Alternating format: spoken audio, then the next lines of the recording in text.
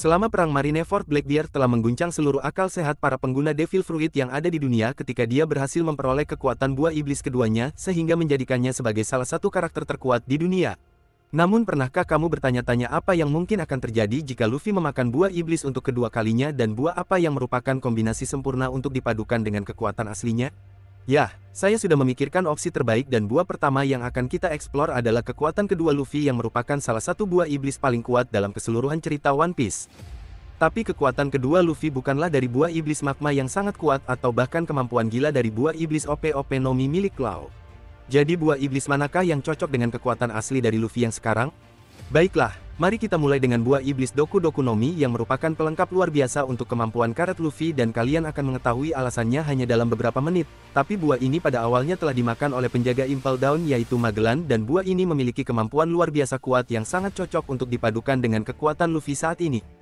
Dan jika kalian lupa, ini adalah buah jenis Paramecia yang memungkinkan penggunanya menghasilkan berbagai jenis racun.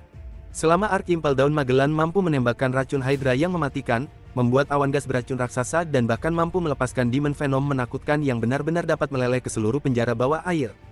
Sekarang mungkin kalian bertanya-tanya mengapa saya memilih buah iblis ini sebagai opsi pertama untuk buah iblis kedua Luffy, jadi izinkan saya untuk menjelaskannya terlebih dahulu. Bayangkan jika kita memberi Luffy buah iblis yang sangat kuat untuk digabungkan dengan buah iblis karetnya. Yah, mungkin sesuatu seperti buah iblis milik Kizaru, ya saya bisa membayangkan Luffy tidak akan sering menggunakan kekuatan karetnya karena buah Logia sering diasumsikan seperti kekuatan dari dewa yang sulit untuk disentuh. Jadi daripada hanya menggabungkan dua buah iblis super kuat menurut saya lebih baik untuk memilih buah iblis yang benar-benar melengkapi kemampuan dari buah iblis sebelumnya. Sekarang saya akan berasumsi bahwa Luffy memiliki kekuatan buah iblis keduanya sejak awal di mana dia secara tidak sengaja memakan buah iblis keduanya meskipun ada kemungkinan juga bahwa dia memakan buah iblis keduanya setelah Blackbeard menunjukkan bahwa seseorang dapat memakan lebih dari satu buah iblis. Apapun yang terjadi baik sejak awal maupun setelah Perang Marineford, Luffy punya banyak waktu untuk menguasai kekuatan buah iblis keduanya. Itulah sebabnya buah iblis Doku Doku Nomi merupakan combo kekuatan yang benar-benar sempurna bagi Luffy karena dia masih bisa mempertahankan gaya bertarung utamanya yaitu pukulan, tendangan, sundulan, namun kini dia dapat melapisi tubuhnya dengan racun mematikan sehingga setiap serangannya menghasilkan damage yang jauh lebih banyak dibandingkan sebelumnya karena racun yang dihasilkan dari buah ini benar-benar mematikan. Jujur saja jika kalian menyentuh benda ini mungkin seketika kalian bisa mati dan tidak hanya itu keberadaan racun di tubuhnya juga akan menjadi peningkatan pertahanan yang besar karena musuh sama sekali tidak berani menyentuhnya secara langsung. Dia juga bisa menggunakan beberapa serangan jarak jauh seperti bola gas beracun yang digunakan Magellan saat pertarungan pertamanya melawan Luffy. Selain itu dia bisa melakukan perjalanan dengan sangat cepat di sekitar penjara menggunakan jalan berbisa dan dia bisa menggunakan serangan racun raksasa yang dapat menghabisi seluruh kelompok musuh sekaligus, yang mungkin teknik ini akan sangat sempurna diterapkan selama pertempuran seperti di Pulau Marineford atau Fishman Island.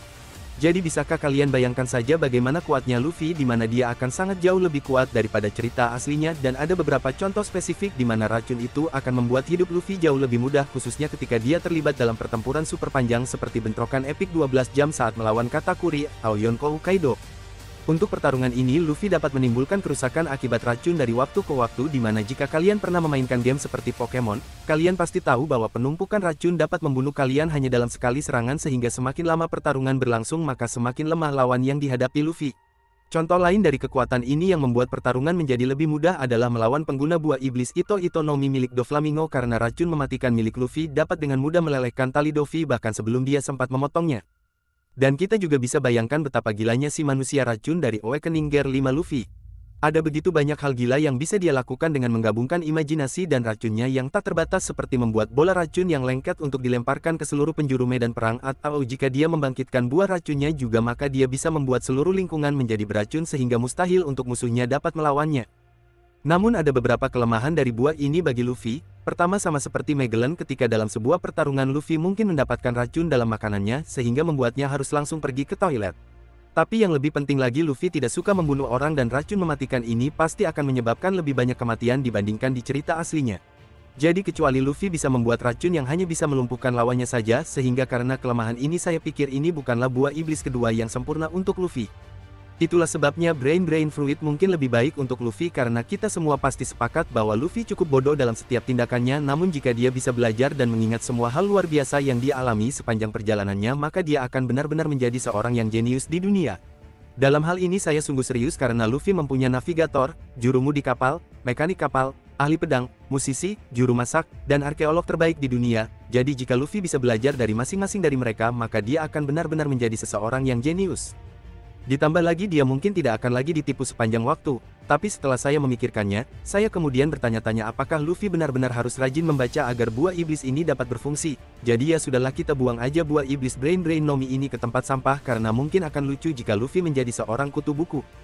Namun sebelum kita membahas kekuatan kedua yang benar-benar gila yang bisa kita tambahkan ke Luffy, pertama-tama saya perlu mengklarifikasi bahwa saya tidak tahu apakah Luffy bisa memakan dua buah iblis atau tidak. Kita semua telah diberitahu di chapter 385 oleh salah satu anggota CP9 bahwa memakan buah iblis kedua akan membuat tubuh orang tersebut meledak. Hal ini mungkin terjadi karena roh dari buah-buahan tersebut tidak dapat hidup bersama dalam satu tubuh, namun sebenarnya kita tidak mengetahui secara pasti dalam hal ini. Itulah mengapa sangat mengejutkan ketika Blackbeard menunjukkan kepada kita bahwa dia bisa menggunakan buah kegelapan dan buah getaran secara bersamaan. Namun ada banyak teori tentang mengapa dia bisa melakukan hal ini, misalnya karena kemampuan buah logia spesialnya, atau karena Blackbeard mungkin sebenarnya dalam tubuhnya terdapat lebih dari satu orang, tapi menurut saya akan sangat lucu jika seseorang bisa memakan dua buah iblis. Ternyata rumor tersebut selama ini tidak benar. Jadi kembali lagi ke Luffy. Sekarang kita bayangkan jika Luffy memakan buah iblis ini dan melihat dia berevolusi menjadi Chop Luffy.